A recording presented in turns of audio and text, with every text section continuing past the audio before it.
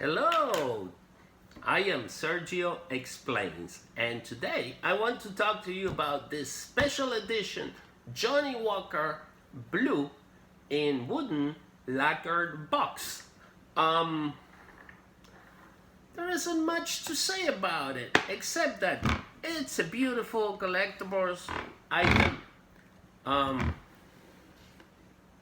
there you go, and the bottle inside is a 750 milliliters. Right now, this is a discontinued shape of bottle.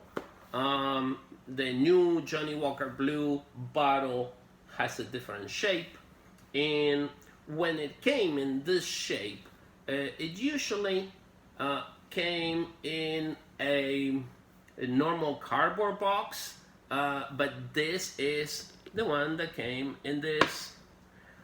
It has a magnetic seal. I love it to hear that sound. Listen. Huh?